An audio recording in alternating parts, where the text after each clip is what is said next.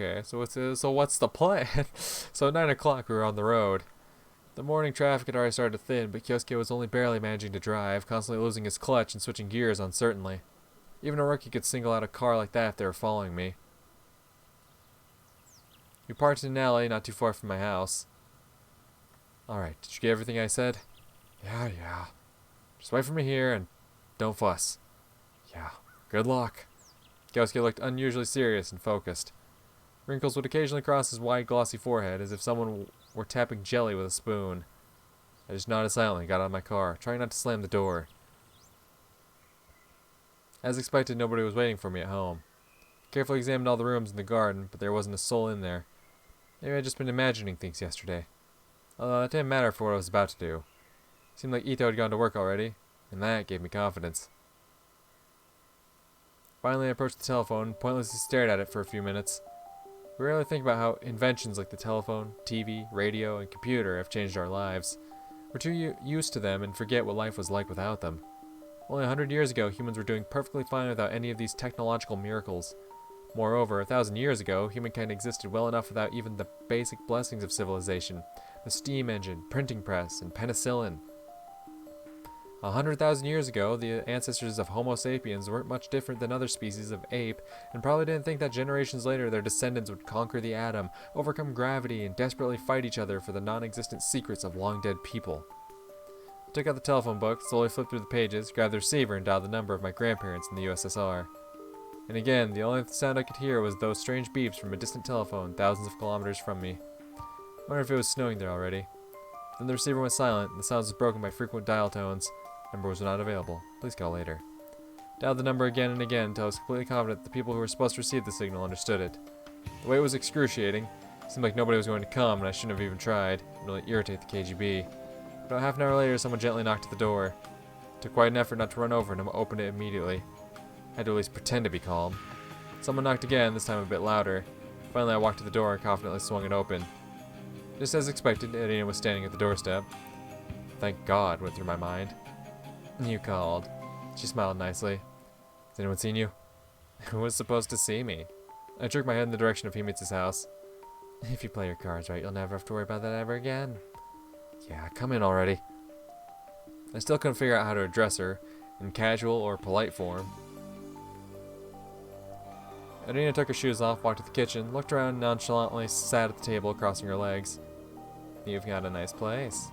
I hope you aren't here just to look at my house. One thing doesn't exclude the other. Too luxurious a place for a single... She was clearly trying to pick a fitting word, not to offend me at the same time. For a single person. Too much empty space. Impractical. You're going to dispossess me of my property, or will we just cut to the chase? Irina scoffed with displeasure, but immediately grew focused and seemed to strain every muscle in her body. Even her face came to resemble a wax mask, solely intended to show how serious this conversation was. Before we even start, I need to make sure that nobody saw you. Because Himitsu... I was stumbling over my words and was clearly nervous. The collar of my shirt was choking me, even though it wasn't buttoned fully and my nape was sweating. Don't worry, nobody saw me. And your agents? What agents? I presume you haven't come here alone. Am I in danger here? She squinted, studying me attentively. I was suddenly much less confident. Of course she was just a woman, but she was also a KGB agent. Sambo, karate, hand-to-hand combat, I had no idea what martial arts she knew. It was too late to back out now. Irina was sitting across from me, 2 meters away, waiting for me to hand over these damned documents. I think the job of an intelligence officer is dangerous by default.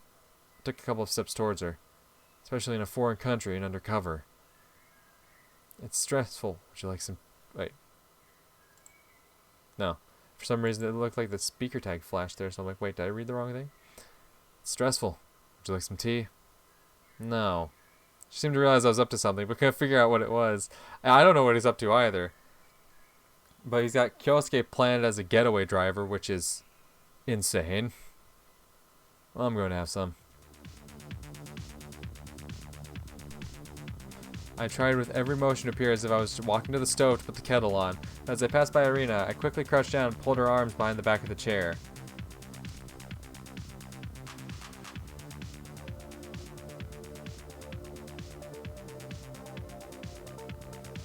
Nikolai, you're taking her hostage? You're taking Irina hostage?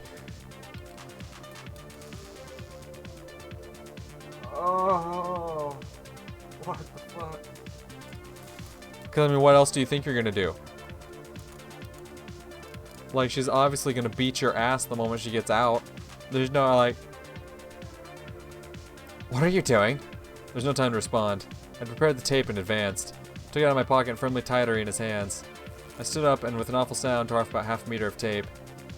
Scream, I'll tape your mouth. Go. She hadn't understand my words weren't empty threats. A couple months later, KGB agent Irina Mostavaya was sitting in my kitchen taped up and speechless.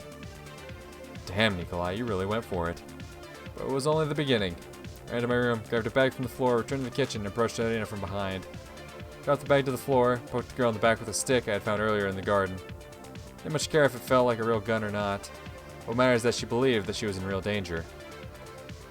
Yeah, we're going for a little ride. Do exactly as I say, nothing bad will happen to you. Pulled her off the chair with a single jerk, surprised by how easy it was to do. God damn, boy. Man's kidnapping an intelligence agent. I don't care what country they're from, like, that's just crazy. But a KGB agent of all people. Good lord. Dragging Irina along, I walked to the garden, squeezed through the gap in the fence, found myself in the narrow alley between plots of land. The woman was barely resisting and obediently dragged herself along. For a moment, it even made me wary, but I waved the thoughts away and focused on the next part of my plan. Before I walked into the street, I took a piece of cloth and blindfolded her. Irina was mumbling something, but it didn't stop me. Suddenly, progress became much more difficult, and I had to push her in front of me. There it was, Kyosuke's car. As soon as he noticed us, he quickly got out of the driver's seat and rushed to help me. Together, we managed to stuff her into the trunk, and I checked again to see if her hands were tied firmly and if her mouth was taped properly. Are you sure she didn't see me? Kyosuke asked more nervously when we got into the car. Sure as can be. I was much more concerned that Irina would start kicking the metal of the trunk, which would look weird to say the least. What would we tell the police? We're bringing a naughty dog to the vet? Of course, someone might have noticed the tied-up girl, who was clearly against her will, walking along with a young, large man, but the risk was inevitable. Actually, you know what? Give me a rope. I tied Irina's arms and legs well enough to make a Shibari master jealous. Now it's all good. Nevertheless, Kyosuke still looks scared. Oh, I don't like this idea at all, Nick. It's too late to chicken out. Let's go. He sighed deeply and then ran the engine. Every time we passed the police car, I felt like my heart was sinking to my toes. Soren glances at Kyosuke occasionally, like he was sweating, breathing heavily, and his face had turned purple-red. That's how amateurs get caught. Only a blind man would miss their anxiety. But in the dens full of cars, our old Toyota didn't stand out at all. There was a gorgeous yellow Porsche in front of us, its driver talking on the phone. To the right was a ridiculous-looking Isuzu truck, fully loaded with hay. We never need so much hay in the city. It was clearly more suspicious than a couple young fellows in an old car, a million of them on the streets of Tokyo. Finally, we left the busy highway, and the rest of our ride was pretty uneventful. Irina was unusually silent. A couple of times I even wanted to stop and check to see if she hadn't fallen out on the way. I didn't know if choosing Kyosuke's country home to interrogate her was a good idea, but I simply had no other options. We quickly covered the walls of the garage with black cloth we had bought in advance, took out all the furniture and other stuff, and put a chair in the middle of the room. My god. Yeah, she's being quiet and whatnot because she's listening, because she's a fucking intelligence agent. She's like listening for like, you got her bound and gagged, her eyes covered and whatnot, so she's listening. Every little bump, and she's feeling all the twists and turns, right? She's gonna know. She's gonna know. Somehow, some way, she's gonna know. I don't see this ending well whatsoever, though. I can't imagine you kidnap a KGB agent and it ends well. It was one thing to kidnap the granddaughter of a rich person. That's a big move, all right? But it's because of, you know, a government agency's intervention that problem went away, right? You're kidnapping one of the agents of a government agency, right? One of the intelligence agents. You're kidnapping her.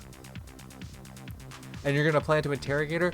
Bruh, you think a fucking KGB agent hasn't gone through like extensive like, yo, I don't know how to phrase it, like torture training? Do you think the Russians aren't having their agents fucking trained to not leak a goddamn thing? What do you think you, a high schooler, could do to get information out of a KGB agent. What do you possibly think you're gonna do? That's the one thing I don't... That he just... Like, you're gonna interrogate her. You're gonna interrogate her? Fuck's wrong with you, my guy? This is like the dumbest thing. A high school girl's one thing, alright? If you need to kidnap a high school girl to get information, oh yeah, no, you're not gonna have to put much pressure on. A fucking intelligence agent? A fucking Russian intelligence agent? You're out of your goddamn mind, my guy. Of course, it didn't look like a KGB torture chamber, but I wasn't trying to inspire any nostalgia in Irina. Yeah, you think she hasn't had training in those torture chambers? You think she's gonna look at your setup and be like, oh, I'm in danger now? And even if she did think that, you think she would give a fuck? You think she's gonna give up that info like that?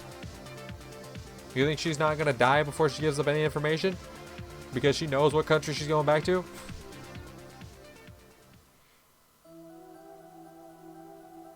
And there she was, the major of Soviet intelligence tied to a chair, fully at my mercy. Yeah, and you think you're gonna do anything? What now, Nikolai? What now, bud? You got her all tied up, fully at your mercy. What now? Just want to ask you a few questions. And you think she's gonna give you answers? Kioske stood guard outside, but the nearest houses were too far for anyone to hear us. That's great. You got a nice spot. What are you gonna do? What are you gonna do?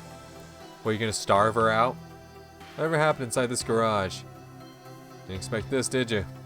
Carefully pulled the tape off her face. Now we can talk on my terms. Do you really think you'll get away with this? Irina screwed her face into an angry grimace. What do you plan to do next? If I don't return to the embassy, they'll start looking for me, and they know that I went to your house. I think you've mistaken me for a man with something to lose. So what next? Are you going to lock me up here, or... Her eyes flared up, and I barely suppressed the urge to look away. That entirely depends on you. I'm going to be honest. I don't and never had any of Ito's documents. I knew it, she said quietly, biting her lip. That doesn't mean that I don't have any documents. I had to learn about the ballistic missile somehow, right? I hope you don't think I just guessed. So I do have some documents on the project. And I'm supposed to just take your word for it? No. Why... I showed her a list of papers from these very documents. Most interesting one, in my opinion. The calculation for firing 100 tons of payload into orbit. We're going to study the rows of numbers and figures for a while. Enough.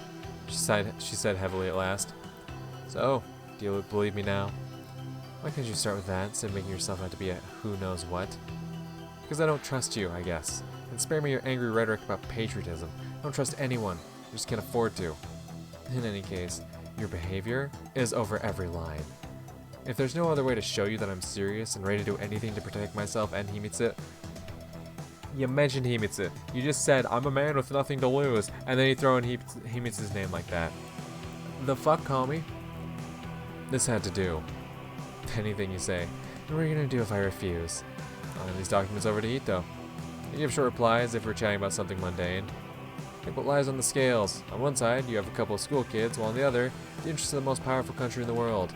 As I see it, the choice is pretty obvious. Unless, of course, I'm missing something. Irina remained silent, was clearly picking the right words in order to avoid saying anything I wasn't supposed to know. I, on the other hand, had already laid out all my trump cards and was waiting for my opponent to respond. Can I have some water? I grabbed a bottle I prepared in advance, removed the cap, and brought the neck to her lips. This isn't exactly comfortable. Sorry, but the service was already included in the price of the room. She winced, but took a few gulps. A thin trickle ran down her chin. In an abrupt motion, Irina tried to wipe it with the lapel of her jacket. Couldn't help but smirk, and the young woman shot me an angry look.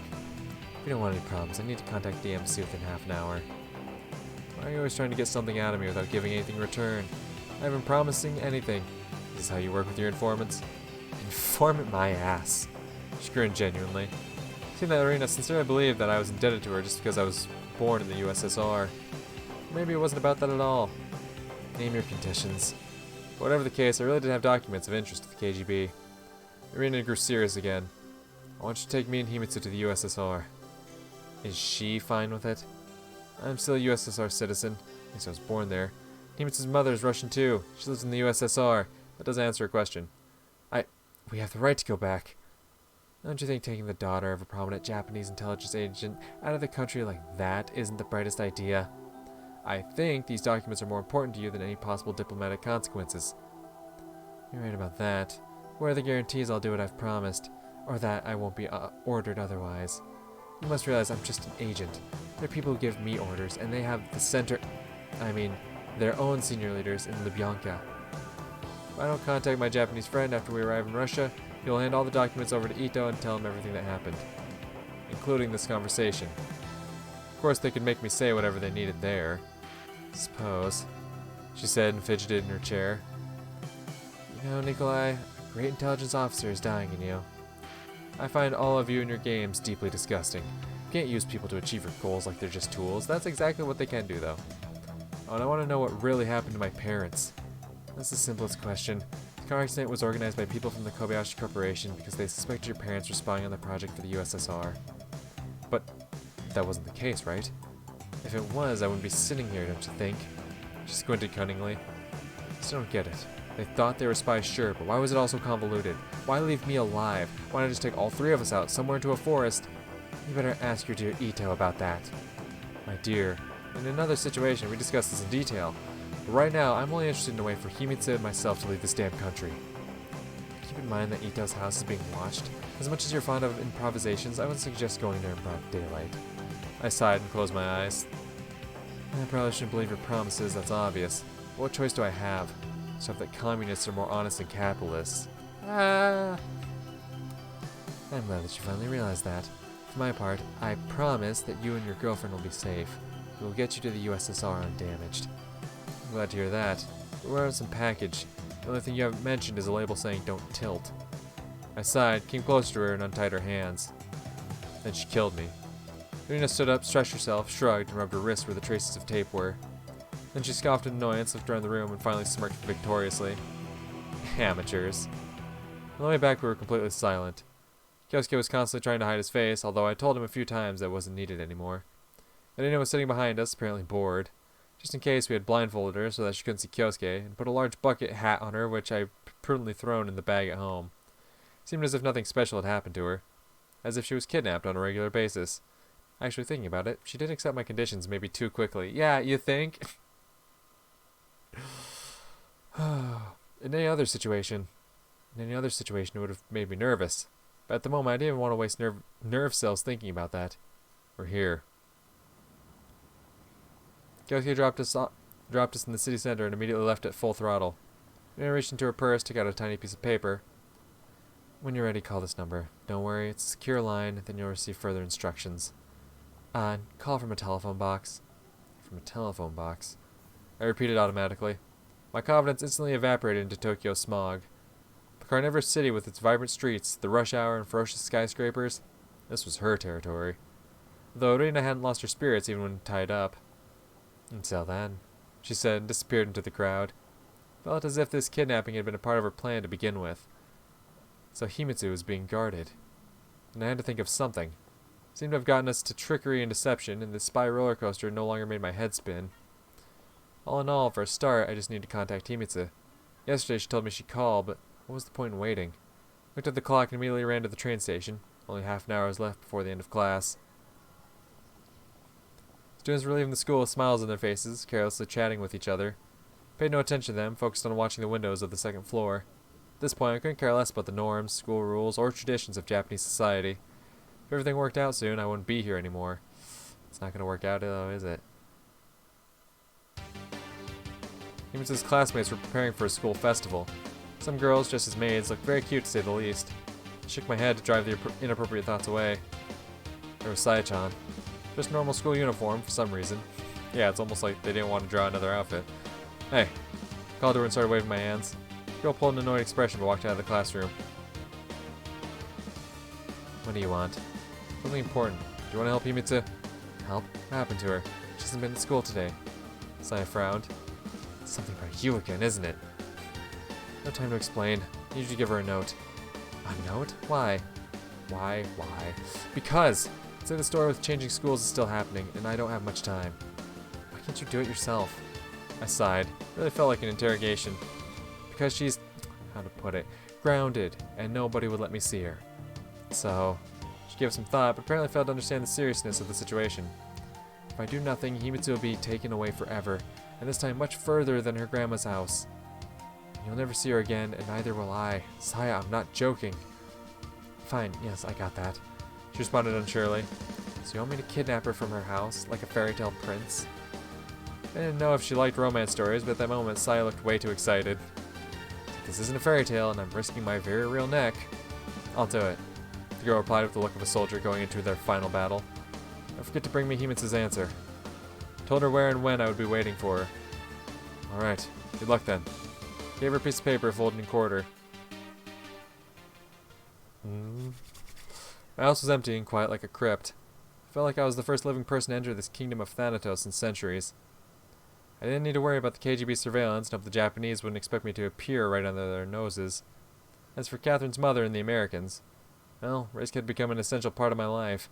I sneaked inside using the alley between the plots of land to take a final look at the house where I have lived for the past 11 years. Everything here was awfully familiar. The old horse teapot, the painting on the wall, the table with the kotatsu we had used for family gatherings, even the recently bought game console. My heart tightened in silent sadness, my body bound by pity for all these inanimate objects that had become a representation of home to me. This happens when you see a broken, discarded toy. You start thinking about how it used to bring joy and happiness, yet was thrown away mercilessly to rot in a dump among thousands of similar exiles. Is it even possible to feel sorry for things? What was going to happen to them without me?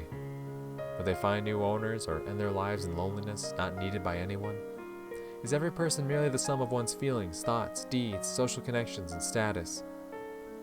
Existence determines consciousness, and I, as a person, became the way I was mostly because of all these things. These walls, the overgrown garden, and the roof that would leak when it rained. Was it sentimentality? Maybe. Maybe even Himitsu wouldn't be able to fully understand this childishly naive attitude toward life. I'd already had to drop everything that made up my material world once before. Even if it hadn't been as stressful as it would have been as an adult, children are much better at absorbing new things and adapting to changes. According to the laws of the USSR, where I was going to return, Nikolai was considered to be an adult. What was my life going to be like there? Probably no easier. Besides, I was going to take Himitsu with me, and we would live together as a family. My thoughts were going back and forth at mind-blowing speed, and somewhere on the edge of my mind, a feeling of anxiety appeared, a primal fear of the unknown. Was I really doing the right thing? And more importantly, would it really be better for Himitsu? Maybe we could hide somewhere in the south, far away from Tokyo. Or in the snowy mountains of Hokkaido. Although Kobayashi Corporation's reach was long enough to get us anywhere in Japan, not to mention Japanese intelligence, and a tall European would be unlikely to get lost among short farmers and shepherds. Besides, Himitsu liked Russian culture, language, literature, arts, and so on. She had long dreamed of visiting Moscow and Leningrad, and although she never mentioned it, she would almost certainly be happy to see her mom. The setting sun colored the kitchen in warm colors, spilling its last rays over the roofs of the neighboring houses. It was already dark in the yard, and the crowns of red trees, highlighted by the light of the ending September, carefully covered the dim bushes with a carpet of fallen leaves that now looked almost gray. It was symbolic that I was leaving the house today, as if I were ripping a page off the calendar. Looking closer, you could see that the entire garden was covered in such pages, giving memories of different events of my life. April 1986, August 1976, September 1985. I decided not to take anything with me except for Ichinosi's documents, still hidden under the porch. That would be safer. That would be simpler. I can't take everything at once, so my memory of this house would be preserved in its entirety, like a photo, like a mind picture with no missing pieces. I patted the roll of bills in my pocket, gave the kitchen one final look, inhaled the air that I'd never mistake for anything else, and made my way to the street using the path that I'd already gotten used to. Goodbye, my home. I'm a stranger here now.